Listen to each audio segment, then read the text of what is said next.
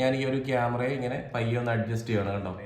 നിങ്ങൾക്ക് കാണാം കേട്ടോ, ക്യാമറ കുറെ കൂടെ അടിപൊളിയായിട്ട് നല്ല ക്ലിയർ ആയിട്ട് കാണുന്നുണ്ട് കേട്ടോ. അപ്പോൾ നിങ്ങൾക്ക് ഇവിടെ കാണാൻ സാധിക്കും ഈ ഒരു ക്യാമറ ഇപ്പോൾ ഓൺ ആയിട്ട് വരുന്നുണ്ട് കേട്ടോ. Hello friends, good morning. ഇന്ന് ഞാൻ നിങ്ങളോട് പറഞ്ഞുതരാൻ വേണ്ടി പോകുന്നത് നമ്മുടെ ഹിക്യൂഷൻ്റെ ഒരു വാൻഡൽ ഡോം ക്യാമറയാണ്. ഈ ഒരു ക്യാമറയ്ക്ക് ഒരുപാട് പ്രത്യേകതകളുണ്ട്. അതിൽ ഏറ്റവും പ്രധാനപ്പെട്ട എടുത്തു പറയത്തക്ക ഒരു പ്രത്യേകത എന്ന് വെച്ചാൽ ഈ ഒരു ക്യാമറയുടെ മുകളിൽ നമ്മളൊരു ചുറ്റി കൊണ്ട് അടിച്ചാലും പൊട്ടില്ല എന്നുള്ളതാണ്. ഇത് IK10 റേറ്റിംഗ് വരുന്ന ഡോം ക്യാമറയാണ്. ഒരു അലൈൻ കീ സെറ്റിൻ്റെ ഒപ്പം വരുന്നുണ്ട്. അതുപോലെ തന്നെ ഒരു വെതർ പ്രൂഫ് ടേപ്പ് ഉണ്ട്. പിന്നെ ഒരു ഡ്രില്ലിംഗ് ടെംപ്ലേറ്റ് വരുന്നുണ്ട്. വെതർ പ്രൂഫ് ഗ്ലാൻഡാണ്. സ്ക്രൂ സെറ്റ് വരുന്നുണ്ട്. ഈ ഒരു ക്യാമറ കംപ്ലീറ്റ് ആയിട്ട് മെറ്റൽ ബോഡി കൊണ്ടാണ് നിർമ്മിച്ചിരിക്കുന്നത്. കംപ്ലീറ്റ് ആയിട്ട് ഇങ്ങനെ നമ്മളൊരു വാർത്തെടുത്ത രീതിയിൽ മെറ്റൽ ബോഡി കൊണ്ട് തന്നെ നിർമ്മിച്ചിരിക്കുന്നത്. അപ്പോൾ ഇതാണ് നമ്മുടെ വാൻഡൽ ഡോം ക്യാമറ. ഈ കാണുന്ന ക്യാമറയാണ് നമ്മുടെ ടാരറ്റ് ക്യാമറ അല്ലെങ്കിൽ ഐബോൾ ക്യാമറ എന്ന് പറയുന്നത്. ഈ ഐബോൾ ക്യാമറയാണ് പല വീടുകളിലും ഓഫീസുകളിലും ലിഫ്റ്റുകളിൽ പോലും ആളുകൾ ഇൻസ്റ്റലേഷൻ ചെയ്യുന്നത്. ആക്ച്വലി ഈ ഒരു ക്യാമറയുടെ ഡ്രോബാക്ക് എന്താണെന്നറിയോ, ക്യാമറ ആർക്ക് വേണമെങ്കിലും ഏത് ഡയറക്ഷനിലേക്ക് വേണമെങ്കിലും ഈസി ആയിട്ട് ടിൽറ്റ് ചെയ്ത് കളയാൻ സാധിക്കുന്നുള്ളതാണ്. പക്ഷേ അതേസമയം നമ്മുടെ ഈ ഒരു വാൻഡൽ ഡോം ക്യാമറയാണ് നമ്മൾ ഇൻസ്റ്റലേഷൻ ചെയ്യണമെന്നുണ്ടെങ്കിൽ ഈ ഒരു ക്യാമറ ഒരിക്കലും തിരിക്കാൻ സാധിക്കില്ല. ഈ ഒരു അലൈൻ കീ ഉപയോഗിച്ചിട്ട് ഇതിൻ്റെ സ്ക്രൂ ഹോളുകളിൽ കടത്തി ഇത് അഴിച്ചെടുത്ത ശേഷം ഈ ഒരു ഗ്ലാസ് നമുക്ക് മാറ്റാൻ സാധിക്കും. അതിനുശേഷം മാത്രമാണ് ഇത് നമുക്ക് അഡ്ജസ്റ്റ് ചെയ്യാൻ സാധിക്കുകയുള്ളൂ. മാത്രമല്ല അതിശക്തമായ ഒരു ഇടി ഇതിൻ്റെ മുകളിൽ കിട്ടിക്കഴിഞ്ഞാൽ പോലും ഈ ഒരു ലെൻസ്, ഈ ഒരു ഗ്ലാസ് പൊട്ടില്ല എന്നുള്ളതാണ്. അതായത് IK10 റേറ്റിംഗ് ഉണ്ടെന്ന് ഞാൻ നിങ്ങളോട് നേരത്തെ പറഞ്ഞല്ലോ. അപ്പോൾ നമുക്കിതൊന്ന് അഴിച്ചിട്ട് ഇതിൻ്റെ ഉള്ളിൽ എന്താണുള്ളത്, എങ്ങനെയാണ് ഇത് അഡ്ജസ്റ്റ് ചെയ്യണം എന്നുള്ള കാര്യം കാണിച്ചു തരാം. എന്നിട്ട് ഇത് പവറും ചെയ്യാം കേട്ടോ. അപ്പോൾ ഈ ഒരു അലൈൻ കീ സെറ്റൊക്കെ ഇതിൻ്റെ കൂടെ തന്നെ വരുന്നതാണ്. അപ്പോൾ ഞാൻ പെട്ടെന്നൊന്ന് അഴിച്ചെടുക്കാം. അഴിഞ്ഞിട്ടുണ്ട്, ഇതുണ്ടോ, ഇങ്ങനെയാണ് ഈ ഒരു ക്യാമറ അഴിച്ചെടുക്കുന്നത്. ഈ ഒരു ക്യാമറ അഴിച്ചാലും ഇത് ഇവിടെ നിന്ന് വിട്ടു പോകത്തില്ല. കാരണം ഇവിടെ ഒരു ഇലാസ്റ്റിക് ആയിട്ടുള്ളൊരു ബാൻഡ് കെട്ടിയിട്ട് ഇത് കണക്ട് ചെയ്തിട്ടുണ്ട്. അതുകൊണ്ട് നമുക്കിത് ഇൻസ്റ്റലേഷൻ ചെയ്ത് കഴിഞ്ഞതിന് ശേഷം അഡ്ജസ്റ്റ് ചെയ്യുമ്പോൾ ഈ സാധനം എടുത്ത് അങ്ങോട്ടും ഇങ്ങോട്ടും മാറ്റി വെക്കേണ്ട ആവശ്യമൊന്നുമില്ല. പിന്നെ ഇവിടെ കൊടുത്തിരിക്കുന്ന ഇതൊക്കെ സിലിക്ക ജെല്ലാണ് കേട്ടോ. കാരണം ഇത് എന്തിനു വേണ്ടിയിട്ടാണെന്ന് വെച്ച് കഴിഞ്ഞാൽ ഈ ഒരു ക്യാമറയ്ക്കുള്ളിൽ മോയ്സ്ചർ കയറിയിട്ട് ഈ ഒരു ക്യാമറയുടെ ലെൻസിലൊക്കെ ഫോഗ് അടിക്കാൻ സാധ്യതയുണ്ട്. അതുകൊണ്ടാണ് അവർ ഈ ഒരു സിലിക്ക ഇട്ടേക്കണത്. അപ്പോൾ എന്തായാലും ഇതിന് നിങ്ങൾ ഈ ക്യാമറ അഴിക്കുന്നുണ്ടെന്നുണ്ടെങ്കിൽ വലിയ മഴയൊക്കെ പെയ്യുന്ന സമയത്തൊന്നും അല്ലെങ്കിൽ അങ്ങനെയുള്ള ഒരു സിറ്റുവേഷനിൽ മോയ്സ്ചറൊക്കെ ഒരുപാട് ഉള്ള സമയത്തൊന്നും പോയിട്ട് അഴിക്കരുതെന്ന് മാത്രമേ ഉള്ളൂ. നമ്മൾ സാധാരണ ഒരു എൻവയോൺമെൻറ്റിൽ ഇപ്പോൾ ഞാനിപ്പോൾ ഇരിക്കുന്ന റൂമിൽ ഇങ്ങനെയുള്ള സ്ഥലത്തൊന്നും അഴിച്ചെന്ന് വെച്ചാൽ കുഴപ്പമൊന്നുമില്ല. നല്ല മഴ പെയ്യുന്ന ഒരു സിറ്റുവേഷനിലൊക്കെ ആണെന്നുണ്ടെങ്കിൽ നമ്മൾ ഇത് അഴിച്ചു കഴിഞ്ഞാൽ ചിലപ്പോൾ അതിൻ്റെ ഉള്ളിലേക്ക് മോയ്സ്ചർ പടരാനുള്ള സാധ്യത കൂടുതലാണ്.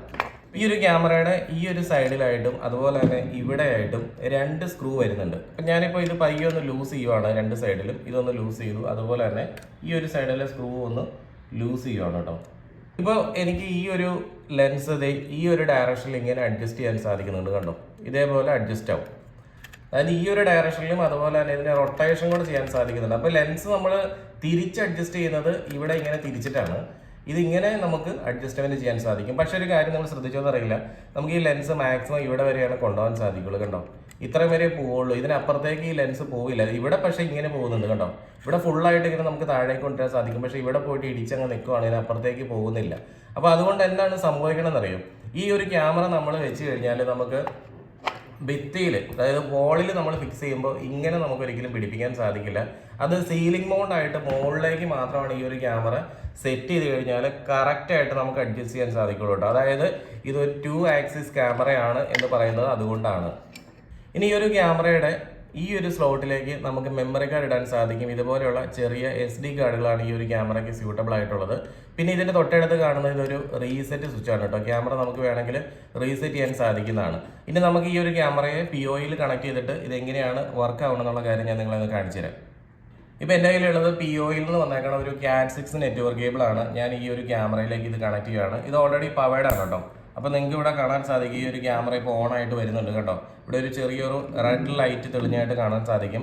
ഓണാക്കി പിടിച്ചുകൊണ്ട് ഒരിക്കലും ഇതിൻ്റെ ഉള്ളിലൊന്നും പോയിട്ട് ടച്ച് ചെയ്യരുത് കേട്ടോ. ഇത് ഷോർട്ടായി പോകാൻ ചാൻസ് ഉണ്ട്. ഞാൻ ജസ്റ്റ് ഇതൊന്ന് നിങ്ങളൊന്ന് ഓണാക്കി കാണിച്ചു തരാൻ വേണ്ടിയിട്ടാണ് ഇത് എങ്ങനെയാണ് ഇതിൻ്റെ അഡ്ജസ്റ്റ്മെൻറ്റും കാര്യങ്ങളും വരുന്നതെന്ന്. ഓക്കെ, ഇപ്പോൾ ഒരു LED ലൈറ്റ് ഇതിൻ്റെ ഉള്ളിൽ ഇങ്ങനെ തെളിഞ്ഞുകൊണ്ടിരിക്കുന്നുണ്ട്. ആ ഒരു LED ലൈറ്റ് നമുക്ക് പുറത്തേക്കൊന്നും കാണാൻ സാധിക്കില്ല കേട്ടോ. അതിൻ്റെ ഉള്ളിൽ മാത്രമേ കാണാൻ സാധിക്കുകയുള്ളൂ. അപ്പോൾ ഇനി നമുക്ക് നമ്മുടെ കമ്പ്യൂട്ടറിൽ SADP എന്നുള്ള ടൂൾ ഉണ്ട്. ആ ഒരു ടൂൾ ഒന്ന് ഓപ്പൺ ചെയ്ത് നോക്കാം. SADP ടൂൾ ഓപ്പൺ ചെയ്ത് കഴിഞ്ഞാൽ നമുക്ക് ഈ ഒരു ക്യാമറ ഇവിടെ ലിസ്റ്റിൽ വന്നിട്ടുണ്ടോ. നമ്മുടെ ഈ ഒരു ക്യാമറയാണ് ഇവിടെ ഇനാക്റ്റീവ് സ്റ്റേജിൽ ഇപ്പോൾ ലിസ്റ്റിൽ വന്നിരിക്കുന്നത്. അപ്പോൾ ഇത് സെലക്ട് ചെയ്തിട്ട് നമുക്ക് ഈ ഒരു ക്യാമറയെ ഒന്ന് ആക്ടിവേറ്റ് ചെയ്യാം.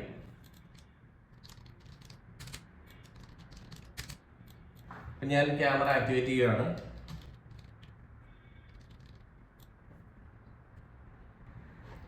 അപ്പോൾ നമ്മുടെ ക്യാമറ ഇവിടെ ആക്ടിവേറ്റഡ് ആയിട്ടുണ്ട് കേട്ടോ.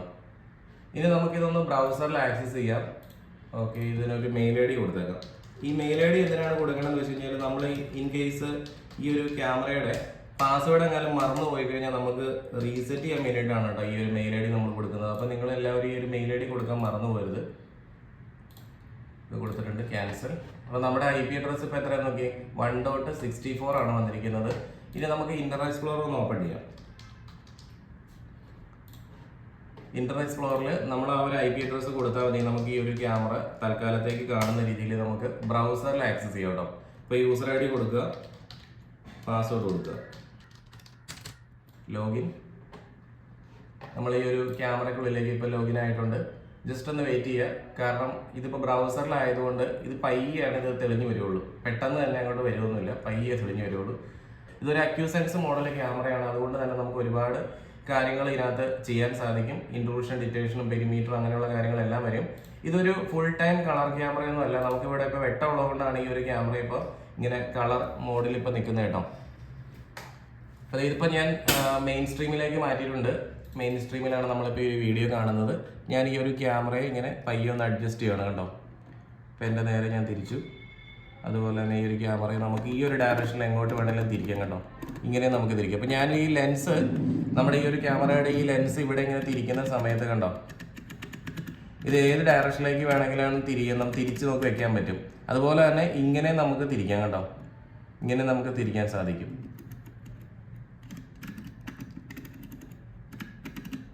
ഓക്കെ, അപ്പോൾ നിങ്ങൾ ക്യാമറ ഇൻസ്റ്റലേഷന് ശേഷം നിങ്ങൾക്ക് ഏത് ഡയറക്ഷനിലേക്ക് വേണമെങ്കിലും ഇതിൻ്റെ ലെൻസ് തിരിച്ച് നിങ്ങൾക്ക് അഡ്ജസ്റ്റ് ചെയ്യാം. പ്രത്യേകം ഓർക്കുക, ഈ ഒരു ക്യാമറ ഒരിക്കലും നിങ്ങൾ സീലിംഗ് മൗണ്ട് അല്ലാതെ വെക്കരുത്, ഭിത്തിയിലേക്ക് നേരിട്ട് അടിക്കരുത് കേട്ടോ. അപ്പോൾ ഇനി നമുക്ക് ഇതിൻ്റെ സെറ്റിങ്സ് കാര്യങ്ങളൊക്കെ നോക്കാം. കോൺഫിഗറേഷൻസിലേക്ക് പോകാം.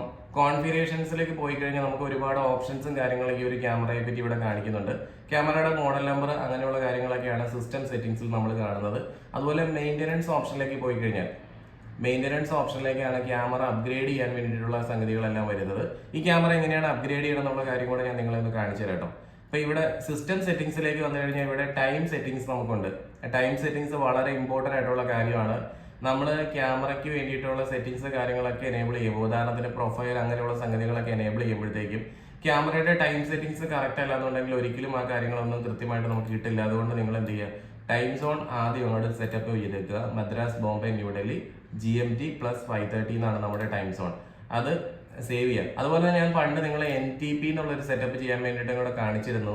NTP എന്ന് പറഞ്ഞാൽ നെറ്റ്വർക്ക് ടൈം പ്രോട്ടോകോൾ ആണ് NTP. അപ്പോൾ അത് time.windows.com എന്നുള്ളൊരു സൈറ്റിലേക്ക് കോൺടാക്ട് ചെയ്തുകൊണ്ട് അപ്ഡേറ്റ് ആവും, തന്നെ അപ്ഡേറ്റ് ആയിക്കോളും. അപ്പോൾ സമയം ഒരിക്കലും മാറിപ്പോകില്ല NTP എനേബിൾഡ് ആണെങ്കിൽ. അപ്പോൾ അതും എല്ലാവരും എനേബിൾ ചെയ്ത് വെച്ചേക്കുക.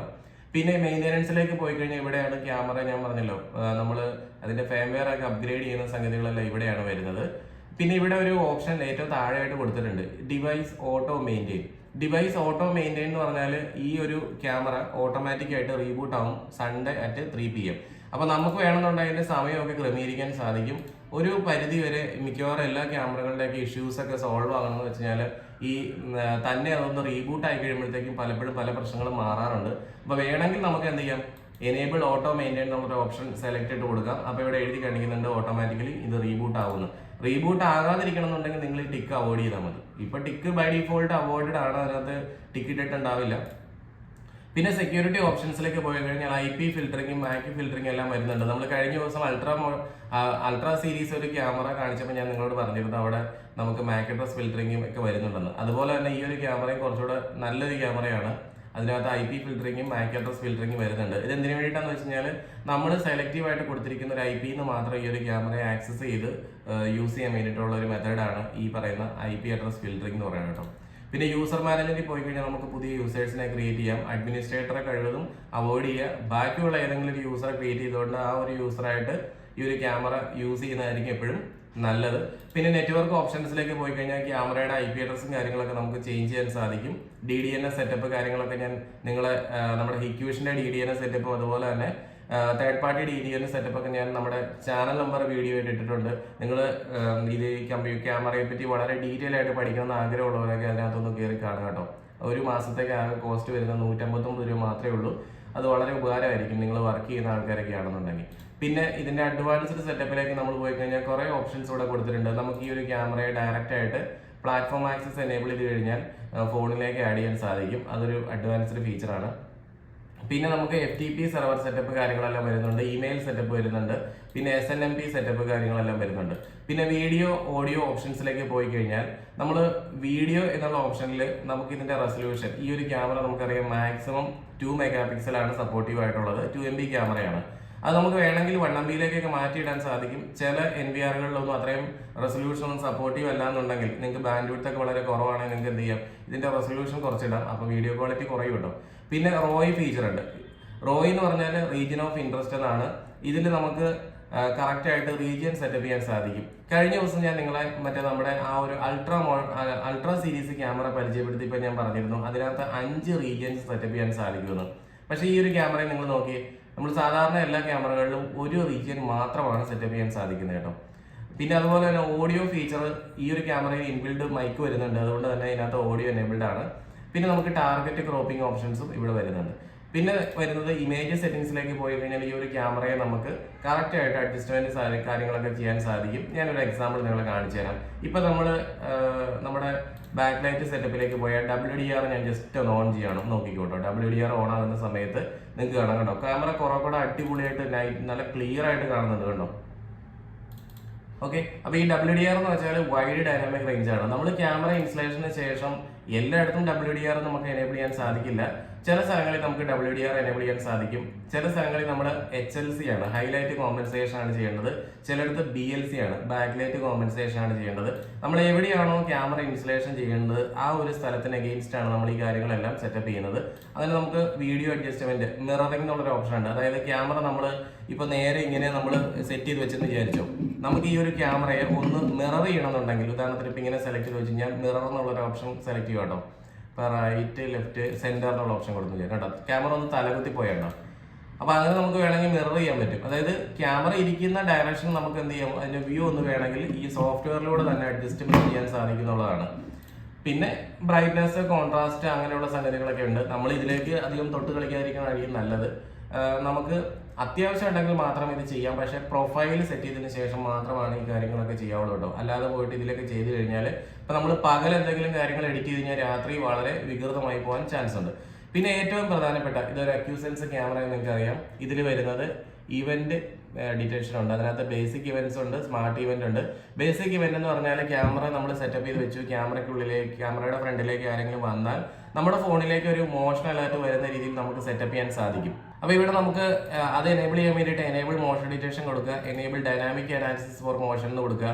നമുക്ക് ഏത് ഏരിയയിലാണ് മോഷൻ ഡിറ്റക്ട് ചെയ്യേണ്ടതെന്ന് വെച്ചാൽ ആ ഒരു ഏരിയ നമുക്കിങ്ങനെ സ്ക്വയർ ആയിട്ടോ എല്ലാം മാർക്ക് ചെയ്ത് കൊടുക്കാനുള്ള ഓപ്ഷൻ ഉണ്ട്. അങ്ങനെ നമ്മൾ മാർക്ക് ചെയ്ത് കൊടുത്താൽ ഈ ഒരു ഏരിയയിലേക്ക് നടക്കുന്ന ആക്ടിവിറ്റീസിനായിരിക്കും എന്ത് ചെയ്യുന്നത്, ക്യാമറ നമ്മുടെ ഫോണിലേക്ക് അലേർട്ട് വരുന്നത്. അപ്പോൾ അതിനുവേണ്ടി കുറച്ച് കാര്യങ്ങളോട് എനേബിൾ ചെയ്യാനുണ്ട്. നമുക്ക് ടാർഗറ്റ് ഹ്യൂമൻ ആണോ വെഹിക്കിൾ ആണോ എന്ന് കൊടുക്കാം. ഹ്യൂമൻ ആണെങ്കിൽ ഹ്യൂമൻ എന്ന് കൊടുക്കാം. സെൻസിറ്റിവിറ്റി ഇവിടെ കൺട്രോൾ ചെയ്യാൻ സാധിക്കും, ഇത് സേവ് ചെയ്യാം. ഇനി ആമിംഗ് ഷെഡ്യൂളിലേക്ക് പോയി കഴിഞ്ഞാൽ നമുക്ക് ഏത് സമയത്താണ് ആ ഒരു അലേർട്ട് വരേണ്ടതെന്നുള്ള കാര്യം നമുക്ക് സെറ്റപ്പ് ചെയ്യാൻ സാധിക്കും. ഉദാഹരണത്തിന് ഇവിടെ ലെഫ്റ്റ് സൈഡിൽ നിങ്ങൾക്ക് കാണാൻ കഴിയും Monday, Tuesday, Wednesday, Thursday, Friday, Saturday എന്ന് പറഞ്ഞൊരു വീക്ക് മൊത്തം കൊടുത്തിട്ടുണ്ട്. ഇവിടെ കൊടുത്തേക്കുന്നത് 24 മണിക്കൂർ സമയമാണ്. എനിക്ക് കറക്റ്റ് ആയിട്ട് ഒരു സമയം ഇവിടെ സ്പെസിഫിക് ആയിട്ട് കൊടുക്കാൻ സാധിക്കും. അതായത് ഇപ്പോൾ ഇത് ഞെക്കി പിടിച്ചിട്ട് ഇങ്ങനെ നമുക്ക് വലിക്കാം. ഇവിടെ ഇപ്പോൾ ഒരു 2 മണി മുതൽ ഒരു 12 മണി വരെയുള്ള സമയത്ത് മാത്രം എനിക്ക് അലേർട്ട് മതി എന്നുണ്ടെങ്കിൽ എനിക്ക് എന്ത് ചെയ്യാം, ഈ ഒരു തിങ്കളാഴ്ച ഇങ്ങനെ എനിക്ക് കറക്റ്റായിട്ട് സെറ്റ് ചെയ്യാൻ സാധിക്കും. ഇനി അതല്ല എനിക്ക് ഇത് മൊത്തം ക്ലിയർ ചെയ്ത് കഴിഞ്ഞ ശേഷം ഇവിടെ കൃത്യമായിട്ട് ഒരെണ്ണം വരച്ച് തന്നെ കൊടുക്കാൻ സാധിക്കും. ഉദാഹരണത്തിന് 10 മണി തൊട്ട് 12 മണി വരെ മാത്രം എനിക്ക് അലേർട്ട് മതി എന്നുണ്ടെങ്കിൽ അങ്ങനെ സെലക്ട് ചെയ്യാം. എന്നിട്ട് അത് എല്ലാ ദിവസവും വരണമെന്നുണ്ടെങ്കിൽ, അതായത് ആ ഒരാഴ്ച മൊത്തം അങ്ങനെ ആയിരിക്കണം എന്നുണ്ടെങ്കിൽ എനിക്ക് എന്ത് ചെയ്യാം, ഇവിടെ സെലക്ട് ചെയ്തിട്ട് അത് എല്ലാ ദിവസമായിട്ട് ഇങ്ങനെ കൊടുക്കാൻ സാധിക്കും കേട്ടോ. ഇങ്ങനെ കൊടുക്കും. ഇനി ലിങ്കേജ് മെത്തേഡ് എന്നുള്ള ഓപ്ഷനിലേക്ക് പോയി കഴിഞ്ഞാൽ നമുക്ക് ആ ഒരു സമയത്ത്, അതായത് നമ്മൾ ഈ പറഞ്ഞ പൊസിഷനിൽ എന്തെങ്കിലും ആക്ടിവിറ്റി നടന്നാൽ, ഒരു ഹ്യൂമൻ പ്രസൻസ് ഉണ്ടായി കഴിഞ്ഞാൽ നമ്മൾ ഈ പറഞ്ഞിരിക്കുന്ന സമയത്തിനുള്ളിൽ നമുക്ക് നമ്മുടെ ഫോണിലേക്ക് ഒരു ഇമെയിൽ വരണമെങ്കിൽ ഇമെയിൽ അലേർട്ട് കൊടുക്കാം. നോട്ടിഫൈ സർവൈലൻസ് സെന്റർ കൊടുത്താൽ മൊബൈലിലേക്ക് ഒരു നോട്ടിഫിക്കേഷൻ വരും. അപ്ലോഡ് ടു FTP അല്ലെങ്കിൽ മെമ്മറി കാർഡ് എന്ന് കൊടുത്താൽ നമ്മൾ ക്യാമറയ്ക്കുള്ളിലിട്ടിരിക്കുന്ന മെമ്മറി കാർഡിലേക്കോ അല്ലെങ്കിൽ നമ്മുടെ FTP സെർവറിലേക്കോ ഒരു പിക്ചറായിട്ട് അത് അപ്ലോഡ് ചെയ്യുന്ന രീതിയിലേക്ക് നമുക്ക് സെറ്റപ്പ് ചെയ്യാൻ സാധിക്കും. ഇനി നമുക്ക് സ്മാർട്ട് ഇവന്റിലേക്ക് പോയാൽ ഈ ഒരു ക്യാമറ ഫേസ് ഡിറ്റക്ഷൻ സപ്പോർട്ടീവ് ആയിട്ടുള്ള ക്യാമറയാണ്. ഇനി നമുക്ക് സ്റ്റോറേജ് എന്നുള്ള ഓപ്ഷനിലേക്ക് പോയി കഴിഞ്ഞാൽ നമുക്ക് നമ്മുടെ റെക്കോർഡിംഗ് ഷെഡ്യൂൾ ചെയ്യാൻ സാധിക്കും കേട്ടോ. അതായത് നമ്മൾ മെമ്മറി കാർഡ് ഇട്ട് കൊടുത്തിട്ടുണ്ടെങ്കിൽ അതിനുള്ളിൽ നമുക്ക് കൃത്യമായിട്ട് സമയം സെറ്റ് ചെയ്ത് കൊടുക്കാൻ സാധിക്കും. ആ ഒരു സമയത്തിനുള്ളിൽ മാത്രമായിരിക്കും മെമ്മറി കാർഡിലേക്ക് ആ വീഡിയോ റെക്കോർഡ് ആകുന്നത് കേട്ടോ. പിന്നെ സ്റ്റോറേജ് മാനേജ്മെന്റിൽ പോയി കഴിഞ്ഞാൽ നമുക്കിവിടെ നമ്മൾ ഇട്ടിരിക്കുന്ന SD കാർഡ്, അതായത് മെമ്മറി കാർഡിനെ ഫോർമാറ്റ് ചെയ്യാനൊക്കെ നമുക്ക് സാധിക്കും. അതുപോലെ തന്നെ ഈ ഒരു camera network attached storage support ചെയ്യുന്നുണ്ട്. NAS സെർവർ സപ്പോർട്ടീവ് ആണ്. അപ്പോൾ നമ്മുടെ ഓഫീസിലോ വീട്ടിലൊക്കെ നമ്മൾ NAS സെർവർ പർച്ചേസ് ചെയ്ത് സെറ്റ് ചെയ്തിട്ടുണ്ട്. അതിലേക്ക് വീഡിയോ റെക്കോർഡ് ചെയ്യുന്ന രീതിയിൽ സെറ്റ് ചെയ്യാൻ സാധിക്കും. പിന്നെ ക്ലൗഡ് 2.0യും ഈ ഒരു ക്യാമറ സപ്പോർട്ട് ചെയ്യുന്നുണ്ട്. ക്ലൗഡ് 2.0 എന്താണെന്ന് അറിയില്ല എന്നുണ്ടെങ്കിൽ ഞാൻ നേരത്തെ ഇട്ടിരിക്കുന്ന വീഡിയോ ഒന്ന് കണ്ടു നോക്കിയാൽ മതി. ക്ലൗഡ് 2.0 പറ്റി ഡീറ്റെയിൽ ആയിട്ടൊരു വീഡിയോ സിംഗിൾ ആയിട്ട് ഞാൻ ചെയ്തിട്ടുണ്ട് കേട്ടോ. പിന്നെ നമ്മുടെ ക്യാപ്ചർ എന്നുള്ള ഓപ്ഷനിൽ, അതായത് ഷെഡ്യൂളിനകത്ത് നമുക്ക് ക്യാപ്ചർ എന്നൊരു ഓപ്ഷൻ കൊടുത്തിട്ടുണ്ട്. ഞാൻ പറഞ്ഞു ഈ ഒരു ക്യാമറ ഫേസ് ഡിറ്റക്ഷൻ സപ്പോർട്ടീവ് ആണെന്ന് പറഞ്ഞു കേട്ടോ. ഫേസ് ഡിറ്റക്ഷൻ സപ്പോർട്ടീവ് ആണ്. അങ്ങനെ ഫേസ് ഡിറ്റക്ഷൻ സപ്പോർട്ട് ചെയ്യുമ്പോൾ ആ ഒരു ക്യാമറ ഡിറ്റക്ട് ചെയ്യുന്ന ഫേസുകളൊക്കെ നമുക്ക് എന്ത് ചെയ്യാം, ക്യാപ്ചർ എന്നുള്ള ഓപ്ഷനിൽ പോയി കഴിഞ്ഞാൽ നമുക്ക് എന്ത് ചെയ്യാം, ഒരു JPG പിക്ചറായിട്ട് നമ്മുടെ മെമ്മറി കാർഡിലേക്കോ NAS സെർവറിലേക്കൊക്കെ അപ്ലോഡ് ചെയ്ത് തരുന്ന രീതിയിൽ നമുക്ക് സെറ്റ് ചെയ്യാൻ സാധിക്കുന്നുള്ളതാണ്. ഇത്രയാണ് ഈ ഒരു ക്യാമറയിൽ വരുന്ന പ്രധാനമായിട്ടും. പിന്നെ VCA എന്ന് പറഞ്ഞ ഓപ്ഷൻ ഇവിടെ കൊടുത്തിട്ടുണ്ട്. VCA stands for video content analysis ആണ്. ഇതിൽ VCA റിസോഴ്സസ് എന്ന് പറഞ്ഞ് കൊടുത്തേക്കുന്നത് സ്മാർട്ട് ഇവന്റ് ഉണ്ട്, അതുപോലെ തന്നെ മോണിറ്ററിംഗ് ഓപ്ഷൻസ് കൊടുത്തിട്ടുണ്ട്. സ്മാർട്ട് ഇവന്റിലേക്ക് പോയി കഴിഞ്ഞാൽ നമുക്ക് ഇൻട്രൂഷൻ ഡിറ്റക്ഷനും അതുപോലെ തന്നെ ലൈൻ ക്രോസിങ്ങും ഈ ഒരു ക്യാമറയ്ക്കകത്ത് ചെയ്യാൻ സാധിക്കും. ഇൻട്രൂഷൻ ഡിറ്റക്ഷൻ എന്ന് പറഞ്ഞാൽ നമ്മൾ പറഞ്ഞിരിക്കുന്ന ഒരു ഏരിയയിലേക്ക് ആരെങ്കിലും അതിക്രമിച്ച് കയറി കഴിഞ്ഞാൽ നമ്മുടെ ഫോണിലേക്ക് അലേർട്ട് വരുന്ന രീതിയിൽ നമുക്ക് സെറ്റ് ചെയ്യാൻ സാധിക്കും. അതുപോലെ തന്നെ ലൈൻ ക്രോസിംഗ് എന്ന് പറഞ്ഞാൽ നമ്മൾ എവിടെയെങ്കിലും ഒരു ലൈൻ വരച്ചിട്ടുണ്ടെങ്കിൽ ആ ഒരു ലൈൻ കടന്ന് നമ്മുടെ ഓഫീസിലേക്ക് വീട്ടിലേക്ക് വരുന്ന ആളുകളെ മാത്രം നമുക്ക് ട്രാക്ക് ചെയ്ത് അലേർട്ട് വരുന്ന രീതിയിലാകാം. ഇത് 3 രീതിയിൽ നമുക്ക് ചെയ്യാൻ സാധിക്കും. A to B എന്ന് പറഞ്ഞാൽ നമ്മളൊരു വര ഇട്ടിട്ടുണ്ടെന്നുണ്ടെങ്കിൽ, ഉദാഹരണത്തിന് ഇപ്പം ഞാനൊരു വര ഇവിടെ വരച്ചിട്ടുണ്ടെന്ന് വിചാരിക്കുക. ഈ ഒരു വര കണ്ടോ, ഈ ഒരു വരയ്ക്ക് ലെഫ്റ്റിലേക്കും റൈറ്റിലേക്കും പോകുന്ന ആളുകളെ ട്രാക്ക് ചെയ്തിട്ട് എനിക്ക് അലേർട്ട് വരുന്ന രീതിയിൽ സെറ്റ് ചെയ്യാം. അതുപോലെ A to B എന്ന് പറഞ്ഞാൽ Aയിൽ നിന്ന് Bയിലേക്ക് പോകുമ്പോൾ മാത്രം എനിക്ക് അലേർട്ട് വരുന്ന രീതിയിലാക്കാം. ഇനി അതല്ലെങ്കിൽ Bയിൽ നിന്ന് Aയിലേക്ക് പോകുമ്പോൾ മാത്രം അലേർട്ട് വരുന്ന രീതിയിലായിരിക്കും നമ്മൾ സെറ്റ് ചെയ്യുന്നത്. അപ്പോൾ നമ്മുടെ ഇഷ്ടത്തിനനുസരിച്ച് നമുക്ക് സെറ്റ് ചെയ്യാം. ഇവിടെ ടാർഗറ്റ് ഡിറ്റക്ഷൻ ഹ്യൂമൻ കൊടുത്തിട്ടുണ്ട്, അതുപോലെ തന്നെ വെഹിക്കിൾ കൊടുത്തിട്ടുണ്ട്.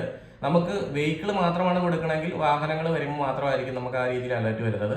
ഹ്യൂമൻ നമ്മൾ കൊടുത്തിട്ടുണ്ടെങ്കിൽ മനുഷ്യർ വരുമ്പോൾ മാത്രമായിരിക്കും അലേർട്ട് വരുന്നത്. രണ്ടും കൊടുത്തിട്ടുണ്ടെങ്കിൽ ഹ്യൂമനും വെഹിക്കിൾ വരുമ്പോൾ നമ്മുടെ ഫോണിലേക്കോ അല്ലെങ്കിൽ നമ്മൾ കൊടുത്തിരിക്കുന്ന എന്താണോ ലിങ്കേജ് മെത്തേഡ് ആ ഒരു രീതിയിൽ നമുക്ക് അലേർട്ട് സെറ്റപ്പ് ചെയ്യാൻ സാധിക്കുന്നതാണ്.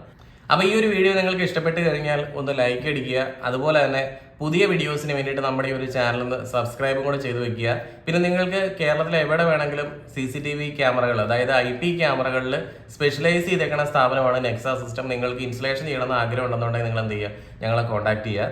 അപ്പോൾ നമ്മുടെ താഴെ കൊടുത്തേക്കുന്ന നമ്പറിലേക്ക് നിങ്ങളൊന്ന് വാട്സാപ്പ് ഇട്ടാൽ മതി. പിന്നെ അതേപോലെ തന്നെ നിങ്ങൾക്ക് IP ക്യാമറകളെ പറ്റി കൂടുതലായിട്ട് അറിയണം, പഠിക്കണം എന്നൊക്കെ ആഗ്രഹം ഉണ്ടെന്നുണ്ടെങ്കിൽ നമ്മുടെ ഈ ഒരു ചാനലിൽ അതിനുള്ള അവസരമുണ്ട്.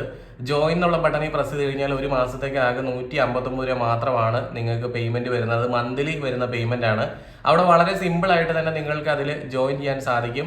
എനി ടൈം നിങ്ങൾക്ക് ഇത് താല്പര്യം ഇല്ലാന്നുണ്ടെങ്കിൽ ഏത് സമയത്ത് വേണമെങ്കിലും അതിൽ നിന്ന് എക്സിറ്റ് ചെയ്തുവാനുള്ള അവസരമുണ്ട്. പിന്നെ അതേപോലെ തന്നെ നമ്മൾ ജോയിൻ ചെയ്ത് കഴിഞ്ഞാൽ ഞാൻ ഇതുവരെ അതിനകത്ത് ഏതാണ്ട് 86ഓളം വീഡിയോസ് ഇട്ടിട്ടുണ്ട്. ആ വീഡിയോസൊക്കെ നിങ്ങൾക്ക് കാണാൻ സാധിക്കും, വരുന്ന വീഡിയോസും കാണാൻ സാധിക്കും. പിന്നെ മറ്റൊരു കാര്യം എന്ന് പറഞ്ഞാൽ എനി ടൈം നിങ്ങൾക്ക് സ്കിപ്പ് ചെയ്ത് പോകാൻ സാധിക്കുമെന്ന് ഞാൻ നിങ്ങളോട് പറഞ്ഞു. നിങ്ങൾ കാർഡ് അല്ലെങ്കിൽ അതായത് ഡെബിറ്റ് കാർഡോ ക്രെഡിറ്റ് കാർഡോ ഏതെങ്കിലും വെച്ചിട്ടാണ് അതിനകത്തേക്ക് നമ്മൾ ലോഗിൻ ചെയ്യുന്നത്. ആ പേയ്മെന്റ് ഒന്നും എനിക്ക് ഡയറക്റ്റ് അല്ല നിങ്ങൾ തരുന്നത്, നേരെ നിങ്ങൾ ഗൂഗിളിലേക്കാണ് പേയ്മെന്റ് കൊടുക്കുന്നത്. അപ്പോൾ പല ആൾക്കാരും എന്നോട് പറയാറുണ്ട് പേയ്മെന്റ് ഓപ്ഷൻസ് ചെയ്യാൻ സാധിക്കുന്നില്ലെന്നുള്ള കാര്യം. എന്തായാലും റുപ്പേ കാർഡുകൾ അതിനകത്ത് സപ്പോർട്ട് ചെയ്യുന്നതായിട്ട് കാണുന്നില്ല. വിസ കാർഡോ മസ്റ്റർ കാർഡൊക്കെയാണ് അതിനകത്ത് സപ്പോർട്ട് ചെയ്യുന്നത്. അത് നിങ്ങൾക്ക് ക്രെഡിറ്റ് കാർഡോ ഡെബിറ്റ് കാർഡോ ഏത് വേണമെങ്കിലും യൂസ് ചെയ്യാം.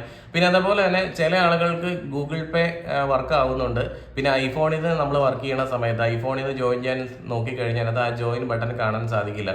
അപ്പോൾ അങ്ങനെയുള്ള ഒരു ലാപ്ടോപ്പോ കമ്പ്യൂട്ടറോ ഉപയോഗിച്ചിട്ട് ജോയിൻ ചെയ്താൽ മതി. പിന്നെ അതേപോലെ തന്നെ നമുക്ക് നമ്മളെ ഈ ഇത് ആക്സസ് ചെയ്യുന്ന സമയത്ത് നമ്മുടെ ഈ ഒരു അക്കൗണ്ട് ക്രിയേറ്റ് ചെയ്യുന്ന സമയത്ത് നമ്മൾ ഏത് മെയിൽ ID യൂസ് ചെയ്തിട്ടാണോ പേയ്മെന്റ് കൊടുത്തത് ആ ഒരു മെയിൽ ID നിന്നിട്ട് വേണം നിങ്ങളിത് കാണാൻ വേണ്ടിയിട്ട് കേട്ടോ. അല്ലാതെ മറ്റ് മെയിൽ ID നിന്ന് പിന്നെ ആക്സസ് ചെയ്യാൻ സാധിക്കില്ല. നമ്മൾ യൂസ് ചെയ്ത പേയ്മെന്റ് കൊടുത്ത മെയിൽ ID തന്നെ ഇതിനു വേണ്ടി യൂസ് ചെയ്യേണ്ടി വരും, എന്നാലേ കാണാൻ പറ്റുള്ളൂ. അപ്പോൾ ഞാൻ അവിടെ കോൺഫിഗറേഷൻ വീഡിയോസ് പറഞ്ഞിട്ട് ഒരു പ്രൈവറ്റ് ഫോൾഡർ ക്രിയേറ്റ് ചെയ്തിട്ടുണ്ട് നമ്മുടെ ഈ ഒരു ചാനലിൻ്റെ ഉള്ളിൽ. ആ ഒരു ഫോൾഡറിൻ്റെ അകത്താണ് പേയ്മെൻറ്റ് ഓപ്ഷൻ ചെയ്ത് കഴിയുമ്പോൾ നിങ്ങൾ നോക്കേണ്ടത്. അപ്പോൾ അതിനകത്തായിരിക്കും ഈ കിടക്കുന്ന വീഡിയോസ് എല്ലാം ഉള്ളത്. A to Z കാര്യങ്ങൾ, ക്യാമറയെ പറ്റിയുള്ള കോൺഫിഗറേഷൻ വീഡിയോസ് എല്ലാം നമ്മൾ അതിനകത്ത് ഇട്ടിട്ടുണ്ട്. നിങ്ങൾ ക്യാമറയെ പറ്റി പഠിക്കാൻ എന്തൂസിയാസ്റ്റിക് ആണെന്നുണ്ടെങ്കിൽ, അതുപോലെ തന്നെ നിങ്ങൾ വർക്ക് ചെയ്തുകൊണ്ടിരിക്കുന്ന ആളുകളൊക്കെ ആണെന്നുണ്ടെങ്കിൽ എന്തായാലും തീർച്ചയായിട്ടും നിങ്ങൾക്കത് ഉപകാരപ്പെടുന്ന വീഡിയോസ് തന്നെയായിരിക്കും. തുടർന്ന് നമ്മൾ ഒരുപാട് വീഡിയോസ് അതിലേക്ക് ഇട്ടുകൊണ്ടിരിക്കുന്നുണ്ട്. ഏതാണ്ട് ഒരു മാസം ഒരു 12 അല്ലെങ്കിൽ 15 വീഡിയോസാണ് ഞാൻ അതിലേക്ക് അപ്ലോഡ് ചെയ്തുകൊണ്ടിരിക്കുന്നത്. ഓക്കെ, അപ്പോൾ എല്ലാവർക്കും നല്ലൊരു ദിവസം ആശംസിക്കുന്നു. എന്തെങ്കിലും ഡൗട്ടോ കാര്യങ്ങളോ നിങ്ങൾക്ക് ഉണ്ടെന്നുണ്ടെങ്കിൽ താഴെ കൊടുത്തേക്കുന്ന നമ്പറിലേക്ക് നിങ്ങളൊന്ന് വാട്സാപ്പ് ഇടുക. ഓക്കെ, അതെൻ്റെ പേഴ്സണൽ നമ്പറാണ്.